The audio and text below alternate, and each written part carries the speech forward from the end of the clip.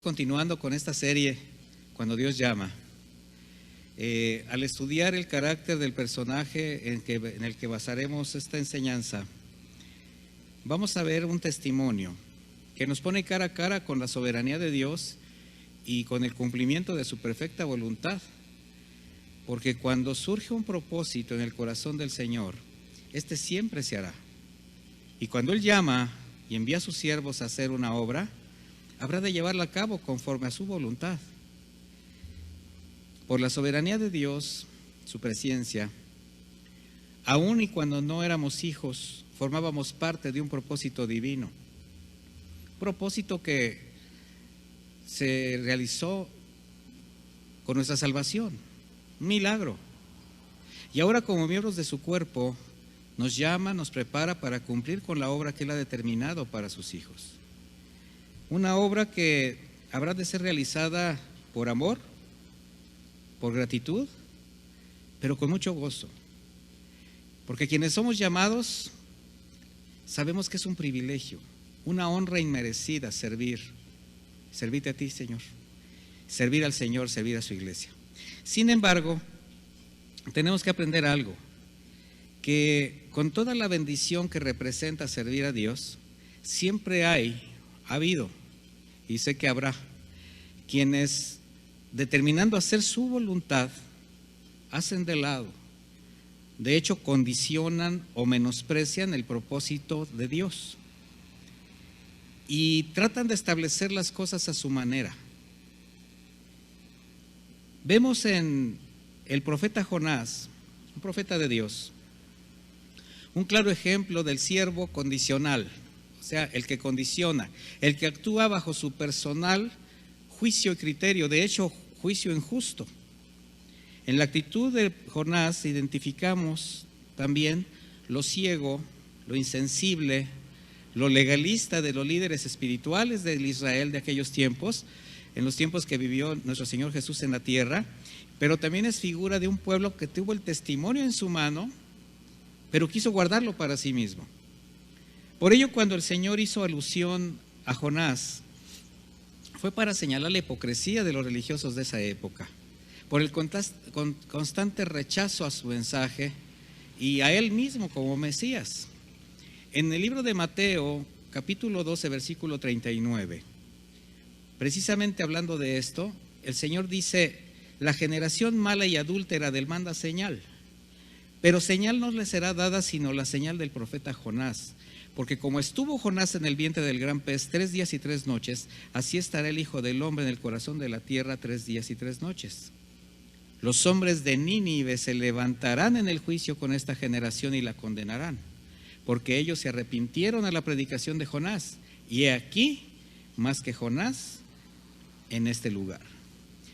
Mire, la historia de Jonás es sorprendente, pero por algo que no quisiéramos tampoco nosotros ser sorprendentes, por su desobediencia a Dios y por su egoísmo hacia los demás.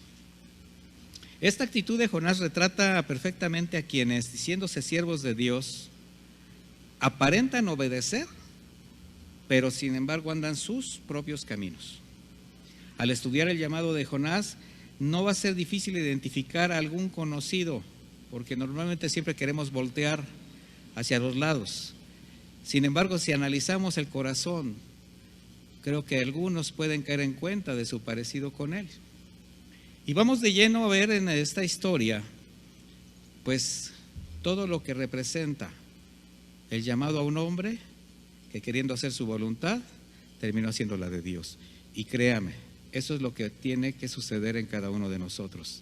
Por eso es mejor obedecer. No podemos luchar en contra del Señor.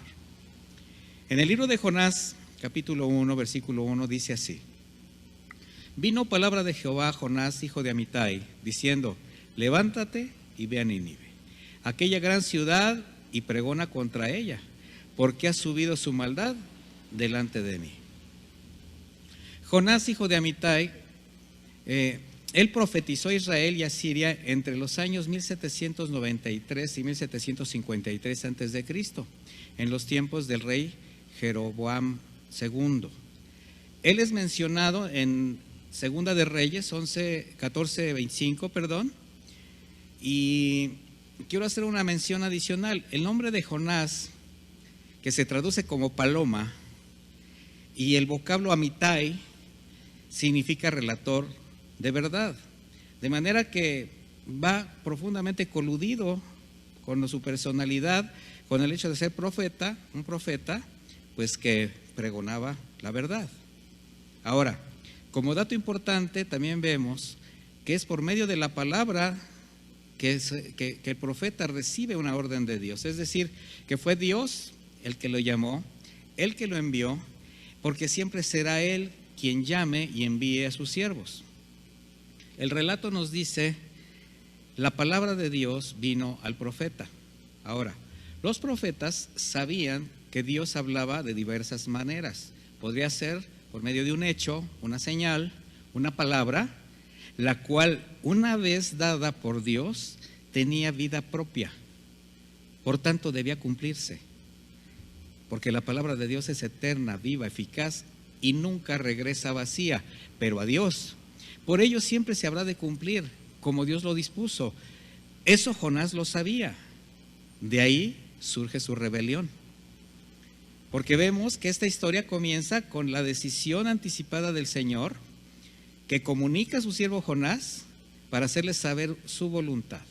Ahora, esta voluntad se la expresó a alguien que estaba capacitado para recibirla y para obedecerla, porque era un profeta de Dios.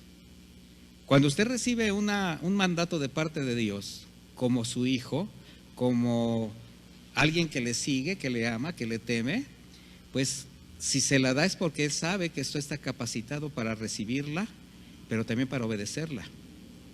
De manera que esto nos va a llevar a un entendimiento que no es de un hombre o de un guía espiritual o incluso de la iglesia el sentir de llevar el mensaje del evangelio, sino que es un propósito que nació del corazón de Dios, porque de Él es la salvación.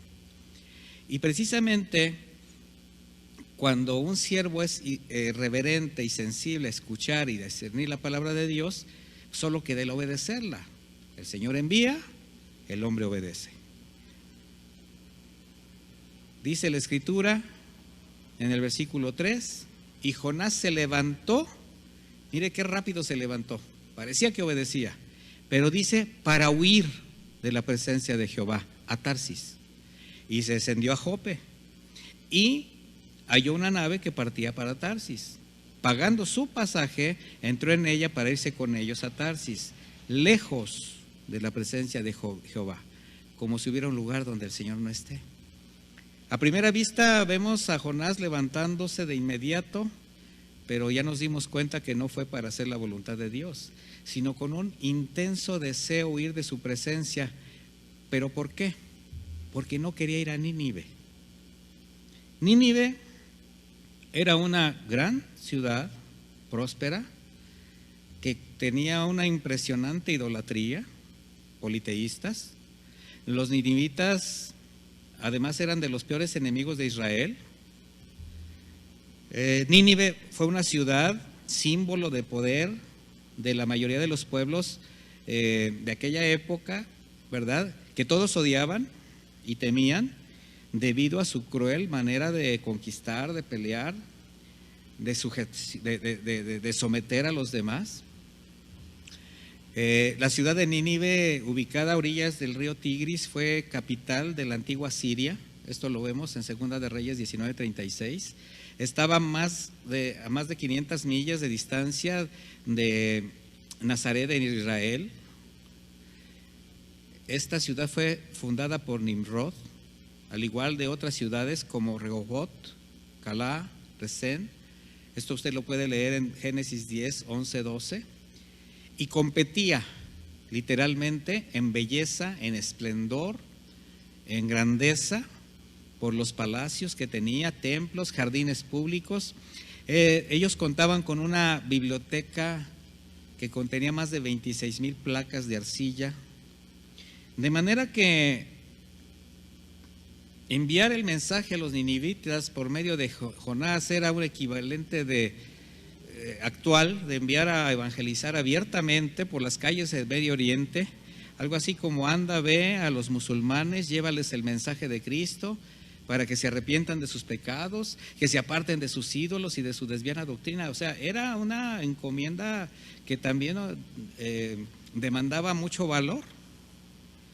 Ahora, el Señor eso lo ha hecho a través del tiempo por medio de sus misioneros, sus siervos, hombres valientes, que han llevado la palabra a lugares insospechados y pese a toda oposición, incluso a costa de la propia vida de estos hombres y mujeres, Dios los llegó a respaldar en la predicación del Evangelio, en sostenerlos, y se ha glorificado en esos lugares. Jonás eso lo sabía también, que Dios estaba con él, pero conocía el poder de la palabra del Señor. Y su odio a los ninivitas le cegó, endureció su corazón. Y no soportaría si al escuchar el mensaje se arrepintieran de sus pecados y Dios los perdonara. Él sabía que si Dios lo enviaba a ese lugar, un lugar en esa condición de pecado, era porque iba a hacer algo a favor de ese pueblo. Y era un pueblo odiado y muy aborrecido por los israelitas. Y lo peor, quererlos salvar a través del mensaje por medio de su boca, para él era terrible. De manera que Jonás jamás dudó del poder del Señor, no. Incluso él sabía el efecto que su palabra podía hacer en el corazón de los ninivitas si ellos se arrepentían. Ese era el problema de Jonás. Era algo con lo que él no estaba de acuerdo. Él había determinado en su corazón que esos hombres y mujeres no merecían obtener el perdón del Señor. Ahora, entremos de lleno a los comparativos. Una pregunta. Para ti que conoces a Dios, que has disfrutado de su misericordia, de su perdón, que perteneces al cuerpo de Cristo, que te alimentas con su palabra, que tienes un lugar donde congregarte y que has aprendido y enseñas sobre el amor de Dios, la redención en Cristo para toda la humanidad. ¿Alguna vez te ha resultado difícil o has rehuido predicarle el Evangelio a alguien que odias o aborreces? ¿Solo porque llegó a lastimarte o decidiste simplemente no perdonar una falta, un error? Y pusiste en tu corazón, este no merece el perdón de Dios. Recapacita. Jonás como profeta estaba preparado por Dios y era el momento de obedecerlo. Él estaba enviándolo a dar un mensaje. Así que a primera vista vemos que se levanta rápidamente, camina rumbo al puerto más cercano, encuentra un barco que estaba por salir, pero a Tarsis, no a Nínive. O sea, todo apuntaba a que estaba obedeciendo. Si no conociéramos la historia y lo viéramos de lejos, diríamos, qué hombre tan obediente. Hacia donde se dirigía Jonás, la ubicación exacta de Tarsis no se sabe. Se presume que podría ser una ciudad llamada Tartesos, una ciudad fenicia ubicada al sureste de España, y era una ciudad portuaria, la ciudad más conocida por los israelitas, pero también más distante por esos lugares. De manera que cuando llega Jonás a Jope, que era un pueblo no israelita, era un puerto al oeste de Jerusalén, más o menos a 75 kilómetros del pueblo natal de Jonás, Gadefer. Ahora, por otra parte, un viaje en barco no se encontraba con tanta facilidad. Tardaba de 6 a 8 meses preparar una carga antes de partir. Sin embargo, ese día el barco allí estaba, preparado. Jonás tenía los recursos suficientes para pagar el pasaje. Le voy a decir algo. Qué difícil posición la de un siervo que tiene un mandato de Dios, tiene los recursos, la provisión que viene de su mano, y lo invierte en otra cosa, menos en hacer la voluntad de Dios. Qué terrible es que alguien, considerándose siervo, que cuenta con la palabra, la preparación y los recursos para hacer la tarea que encomendó el Señor, se desvíe para cumplir sus deseos, sus propios planes, y menosprecia la razón de su llamado. Y eso fue lo que hizo Jonás. Dejándose llevar por las intenciones de su corazón, solo vio la necesidad de satisfacer sus deseos. Quizás aún se justificó pensando, cuando vio el barco, pues a lo mejor Dios se arrepintió de mandarme a Nínive y hasta me proveyó de un barco a Tarsis. Mire, es bien fácil tratar de justificarse con tal de no obedecer. Pero, mire, benditos son los peros del Señor. Deberíamos dar gracias, porque el Señor siempre hay un pero, que siempre llega a tiempo, y sobre todo cuando estás a punto de desviarte. Dice el versículo 4, pero Jehová hizo levantar un gran viento en el mar, y hubo en el mar una tempestad tan grande que se pensó que se partiría la nave. Ya imagínese el tamaño de la tormenta. Dios tenía algo preparado, pero aquí vamos a ver que no era solo para Jonás, porque cuando el Señor tiene un propósito, nada ni nadie, por más que se afane, se esconda o desobedezca, puede ir por encima de su voluntad. Y demos las gracias al Señor por ello. Solo Dios sabe lo que viene adelante, mis hermanos. Solamente Él sabe lo que nos conviene y el propósito que tiene para nuestra vida. El versículo 5 dice, y los marineros tuvieron miedo, y cada uno clamaba a su Dios. Y echaron en el mar los enseres que había en la nave para descargarla de ellos. Pero Jonás, otra vez, había bajado al interior de la nave y se había echado a dormir. Vea lo paradójico, lo terrible de la situación que se vivía en aquel barco. Mientras la nave se debatía en medio de la terrible tormenta, el hombre de Dios, el portador del único mensaje de salvación, estaba escondido y durmiendo plácidamente en el interior de la nave. Era lamentable lo que sucedía en ese barco, como lo es en la actualidad comprobar un cristianismo tan ligero actuando de la misma manera, porque somos testigos de cómo se cumple la palabra de Dios. Somos testigos de cómo el mundo se sigue hundiendo en tormentas de violencia, de pecado, de corrupción, con todo lo que está generando, pobreza, deterioro social, enfermedades, pandemias. Pero también como tripulantes del mismo barco, sufrimos las mismas agresiones, experimentamos las mismas consecuencias del aumento de la maldad y convivimos con gente sin esperanza, con gente engañada, que clama a sus ídolos mudos. Sin embargo, como iglesia, portadora del mensaje, con la certeza y la seguridad de que tenemos la redención en Cristo, de manera egoísta, asume la misma actitud de Jonás, huye, se esconde y se duerme. Así como quien dice, pues que se pudran, merecido lo tienen. Hay quien piensa así. Mire, es muy triste escuchar en determinados círculos que se dicen cristianos, pues sí, mis hermanos, la maldad crece, hay guerras, desastres, pestes, el Señor viene, pero nosotros estamos guardados en el hueco de su mano. Estamos esperando el día de irnos con Él. Cuidado con ese sentir. Guarde su corazón de pensar de esa manera.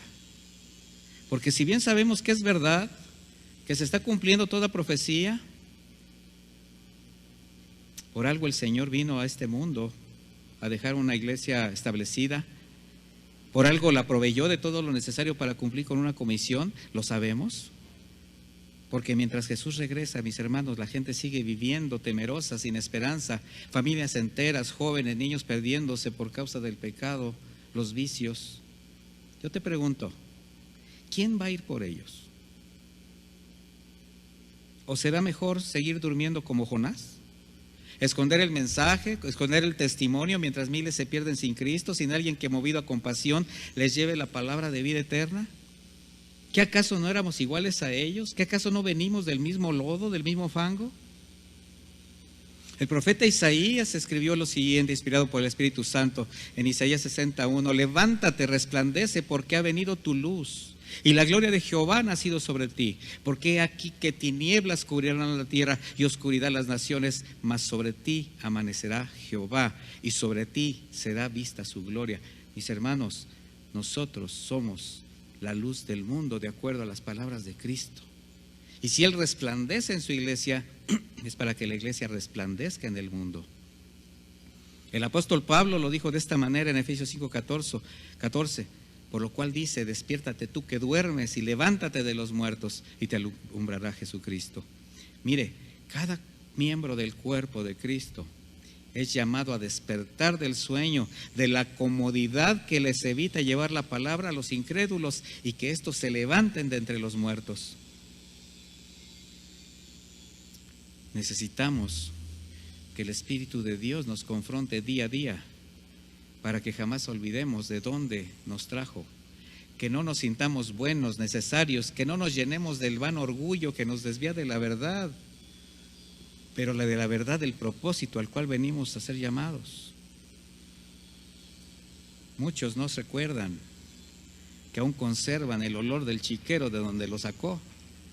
Mire, sabemos que la condenación no es para los hijos de Dios, pero tengamos presente cada uno de dónde venimos y agradecer al Señor por la gracia infinita que nos puso de pie, esa misericordia que cuando estuvimos perdidos con un destino terrible nos trajo con lazos de amor. Y ahora como siervos tendríamos que estar dispuestos a hacer su voluntad. A Jonás se le olvidó toda esa gracia y solo peleaba en contra de la voluntad de Dios. Por eso paradójicamente ahora vemos a los marinos paganos orando, clamando a sus dioses.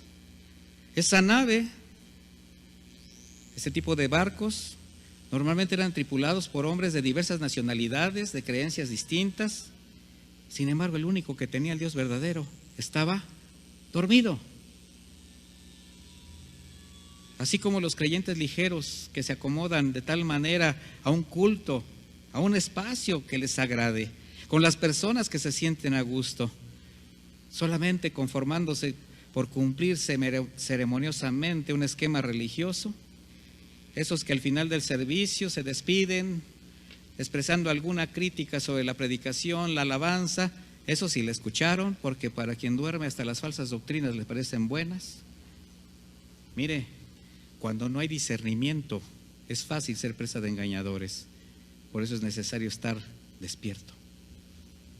Hay quienes dicen: qué buena palabra, me confrontó, me conmovió, pero la guarda para él y con el tiempo se diluye. Mientras la gente sigue clamando a sus ídolos, a sus dioses falsos, esperando que alguien les hable del verdadero Jesús. ¿Cómo pues invocarán a aquel en el cual no han creído? Dice Romanos 10:14. ¿Y cómo creerán en aquel de quien no han oído? ¿Y cómo oirán sin haber quien les predique? Porque a donde quiera que tú vayas, mi hermano, encontrarás personas con necesidades, clamando por respuestas, buscando alguna puerta de escape. Y por ignorar la verdad terminan creyendo cualquier cosa que se les ofrezca, cualquier salida fácil. Así es como tú los ves creyendo y dependiendo de peligrosos movimientos como el esoterismo, las filosofías humanistas, sectas recalcitrantes, religiones intolerantes y hasta de los falsos maestros del Evangelio,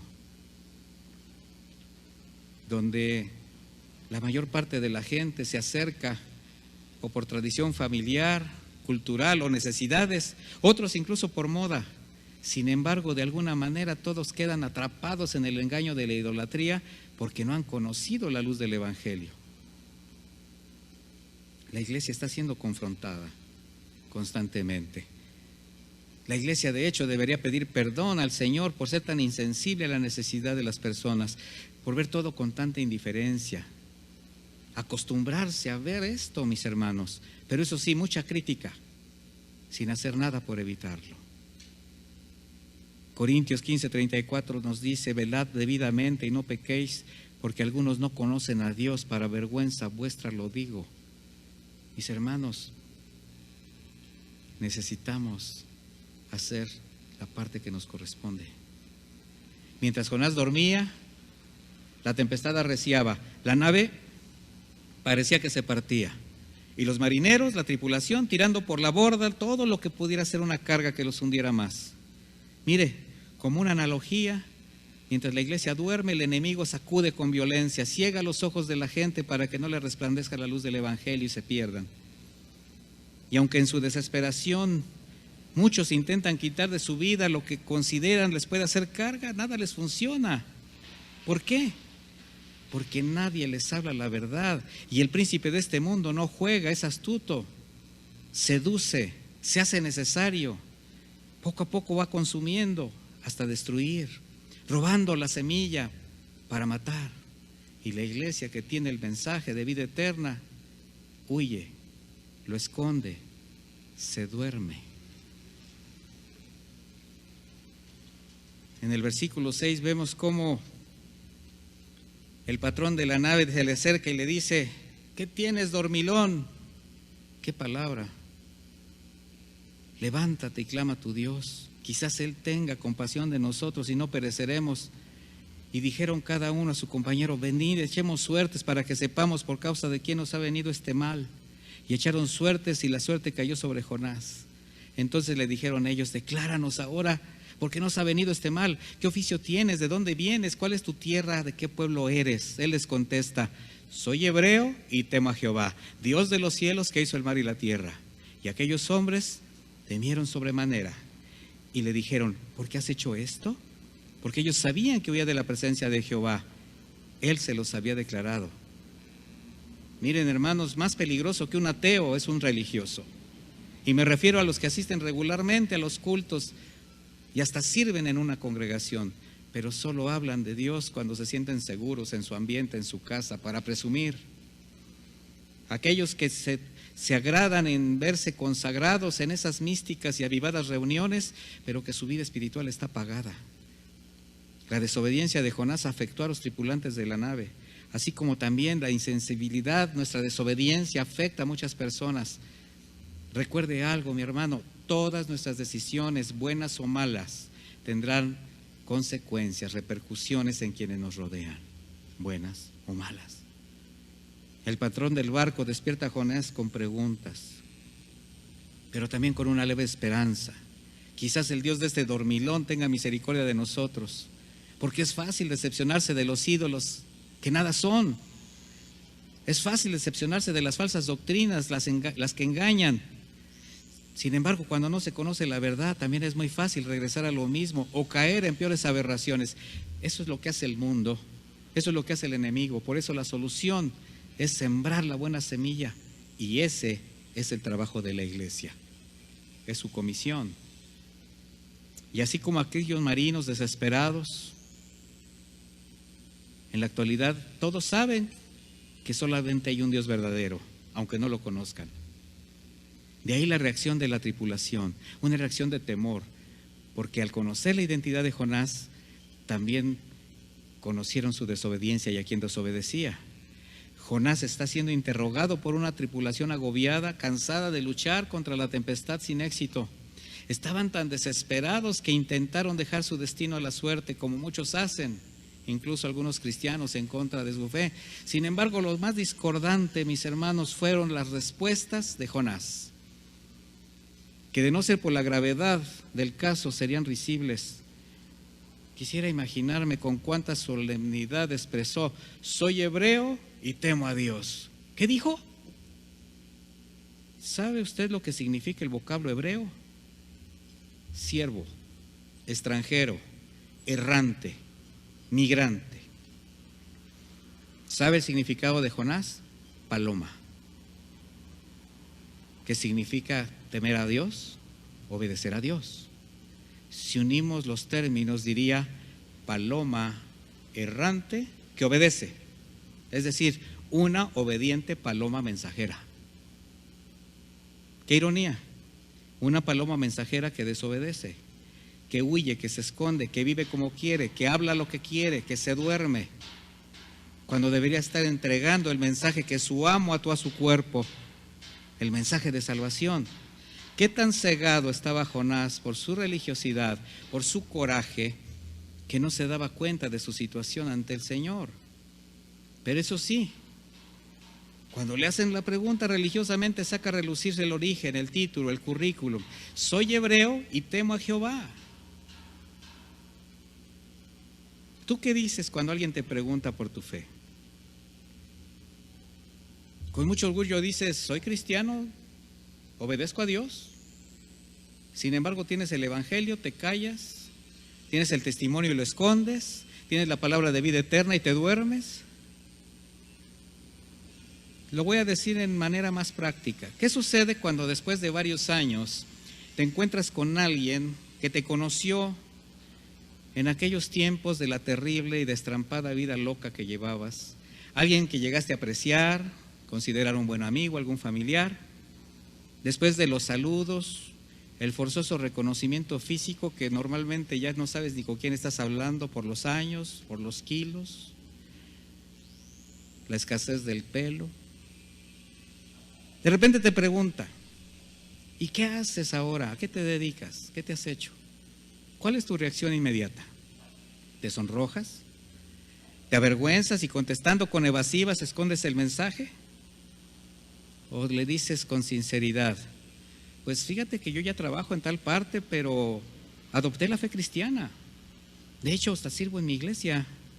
Y entre la plática, si te lo permite, porque normalmente se espantan, le hablas de la palabra. Eso sería lo correcto. Pero solamente es una parte de tu realidad como creyente. Porque hay que ser congruentes entre lo que decimos y la realidad que vivimos. Si tú estás expresando tu condición de cristiano, entonces estás convencido de que haces la voluntad de Dios, que vives en santidad y que testificas viviendo la palabra. De no ser así, mi hermano, también estás huyendo, estás escondiendo el mensaje y te estás durmiendo. Debe haber congruencia en nuestra vida. Analiza cómo estás viviendo tu fe.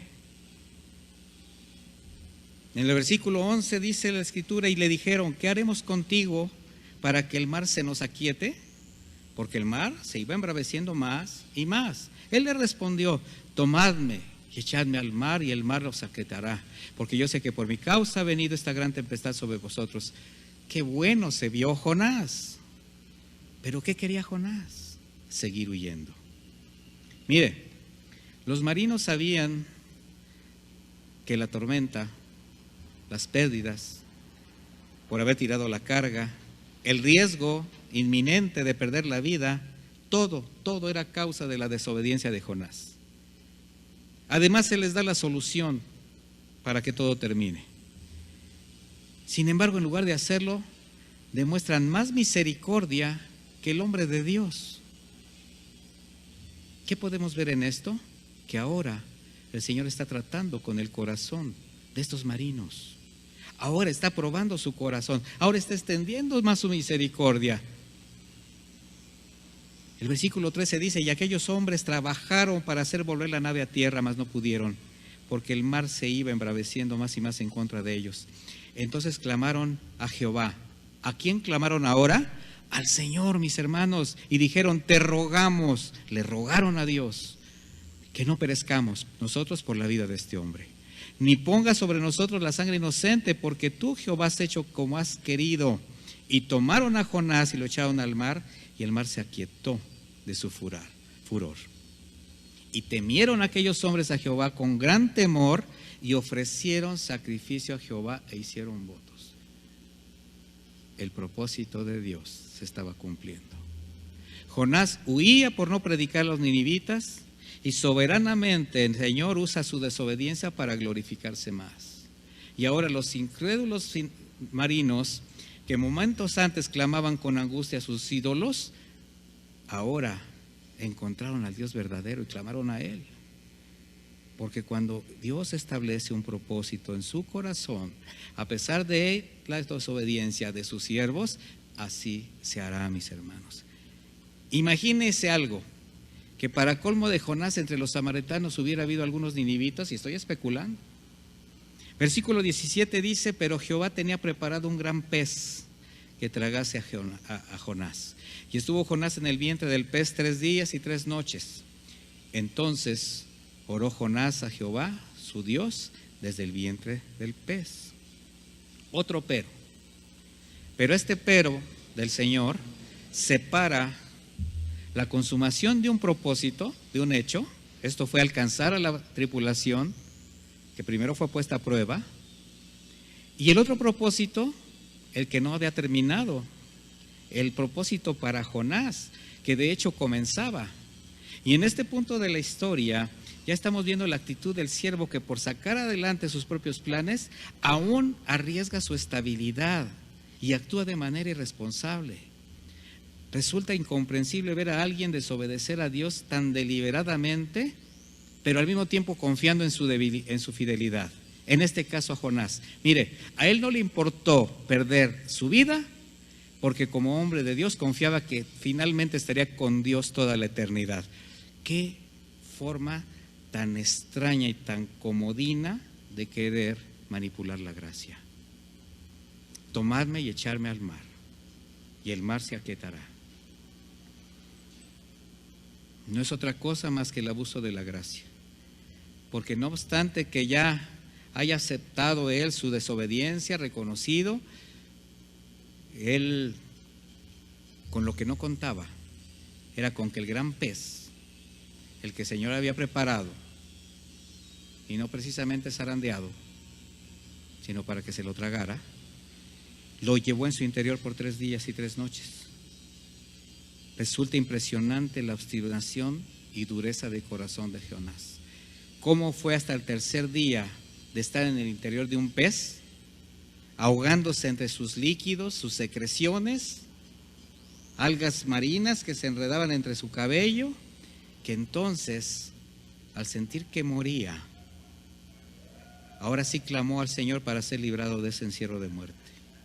Y aquí tenemos 2 lecciones. La primera: nadie puede alterar los planes de Dios. Nadie puede hacer algo en contra de su soberanía y su voluntad, que siempre es perfecta. Y la otra: ningún hombre puede llevar el mensaje de salvación si antes no experimenta el trato de Dios, la angustia de la cruz, la aflicción del ego, la negación personal, la humillación de su orgullo. Jonás buscó la muerte para acabar con su conflicto. Finalmente no iría a Nínive y se iría con el Señor, pero no era el propósito de Dios. Así que echando abajo sus planes, lo lleva a una situación mucho más difícil, más dura que la crisis que sostenía existencial. Sin embargo, tuvieron que pasar 72 horas en esa condición para clamar al Señor. ¿Acaso usted conoce y se identifica con una obstinación de ese calibre por no obedecer a Dios? Cuando clamó al Señor, el Señor lo perdona. El versículo 7 del capítulo 2 dice: cuando mi alma desfallecía en mí, me acordé de Jehová, y mi oración llegó a ti en tu santo templo. Los que siguen vanidades ilusorias, su misericordia abandonan, mas yo con voz de alabanza te ofreceré sacrificios. Pagaré lo que prometí, las salvaciones de Jehová. Ahora sí entendió. Ahora sí se dio cuenta la vanidad ilusoria de sus pensamientos. Pero ahora él expresa: pagaré lo que prometí. ¿Qué prometió Jonás? Desde el llamado que le hizo el Señor como profeta, su promesa fue servirle. Y era lo que estaba dejando de hacer. Versículo 10: y mandó Jehová al pez y vomitó a Jonás en la tierra.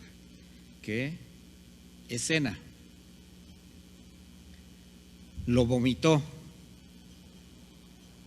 O sea, Jonás formó parte del vómito del gran pez. ¿Alguno se puede imaginar esto? Yo no quisiera.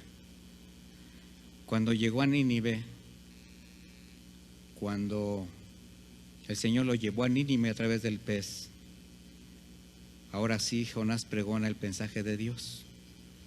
Quizás con temor, quizás de mala gana. No se sabe. Lo que sí se sabe es que él no quería que esa gente se salvara. En el capítulo 3, versículo 4, dice: y comenzó Jonás a entrar por la ciudad, camino de un día, y predicaba diciendo: de aquí a 40 días Nínive será destruida. Y los hombres de Nínive creyeron a Dios. creyeron a Dios y proclamaron ayuno y se vistieron de cilicio desde el mayor hasta el menor de ellos. Y llegó la noticia hasta el rey de Nínive y se levantó de su silla, se despojó de su vestido, se cubrió de cilicio y se sentó sobre ceniza.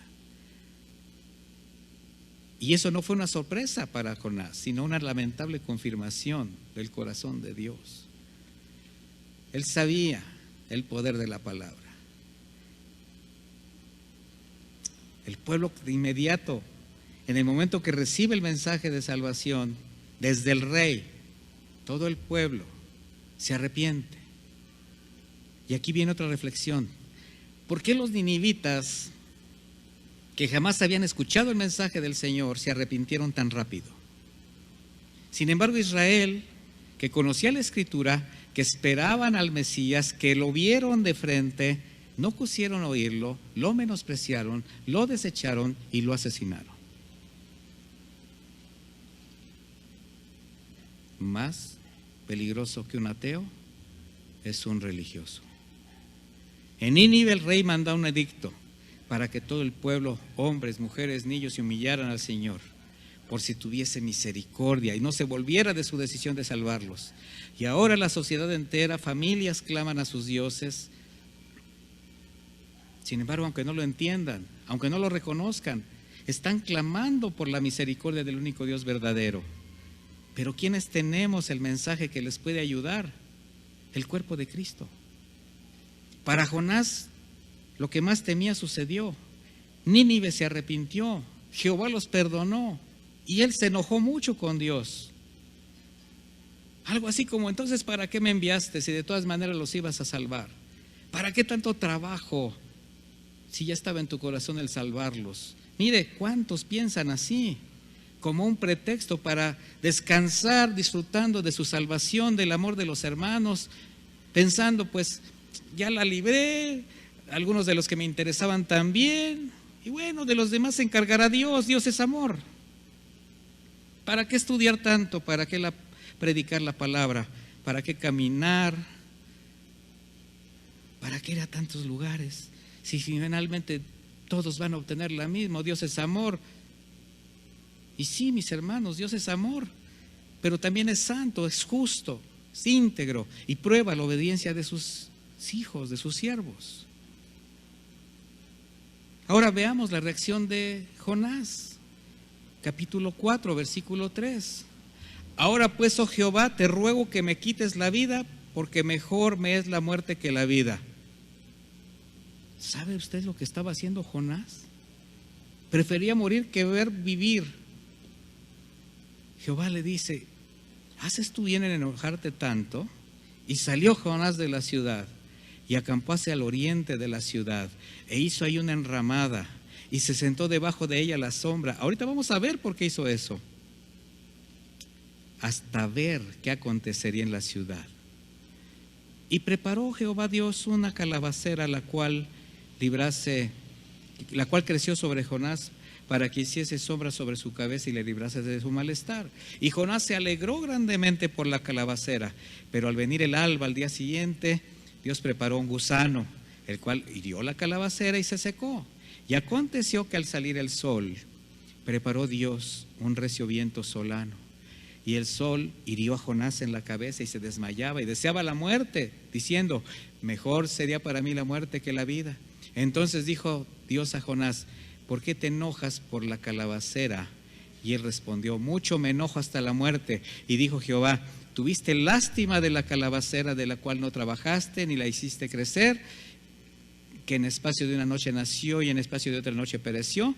Y no tendré yo piedad de Nínive, aquella gran ciudad donde hay más de 120,000 personas que no saben discernir entre su mano derecha y su mano izquierda y muchos animales. ¿De qué hablaba el Señor? De la misericordia. Aún de la provisión de los ninivitas se preocupó.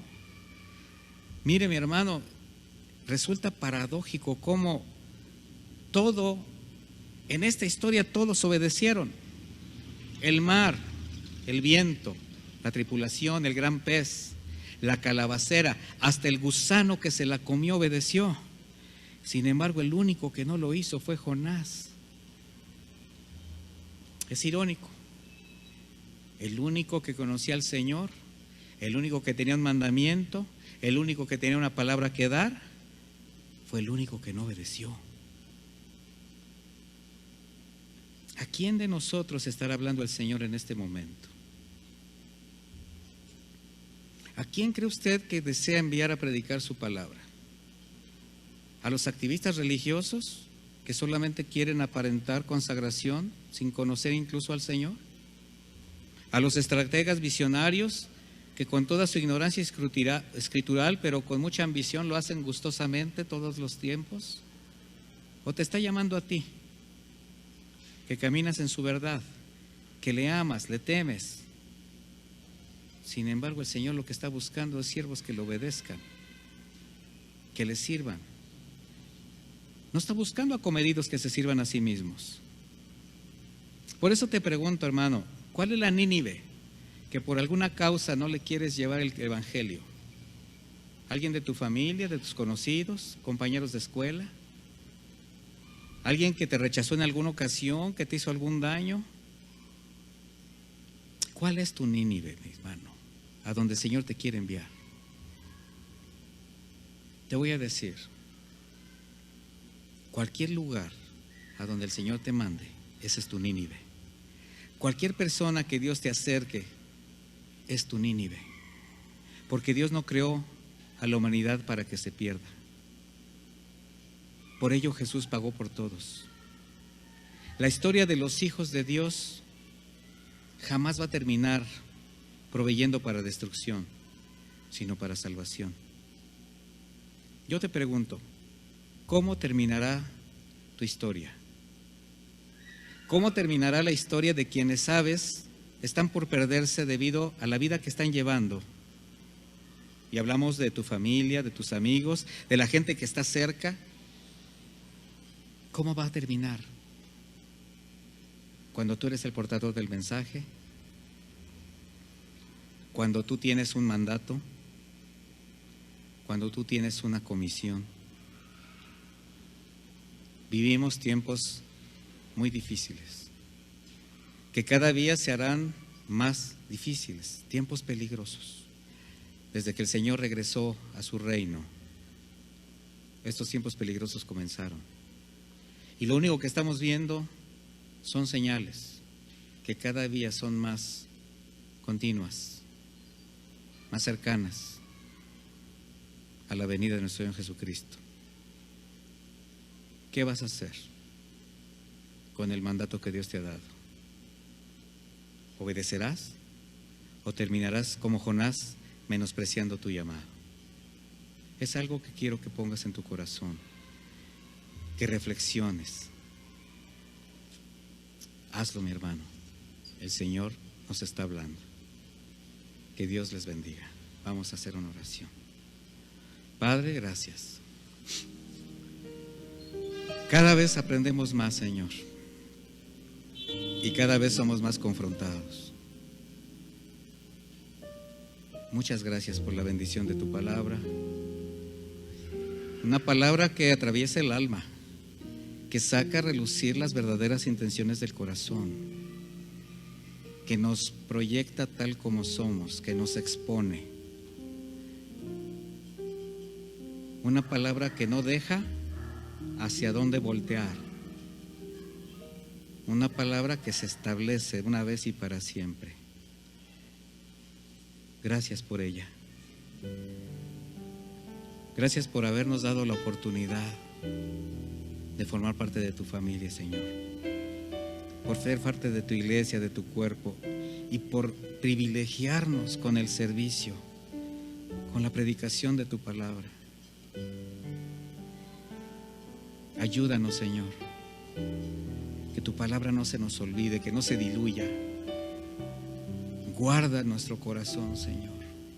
Ayúdanos a guardarlo de todo aquello que pueda ser una aparente comodidad, pero que nos pueda destruir y que pueda hacer tropezar a quienes tú has puesto alrededor.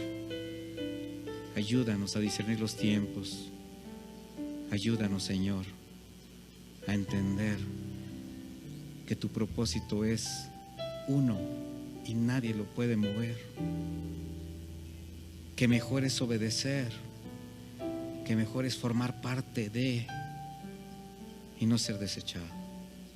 Yo te ruego por el corazón de mis hermanos, de aquellos que están sirviendo, de los que están por servir, de los que nos estamos preparando para el día en que tú nos regreses a nuestras actividades cotidianas,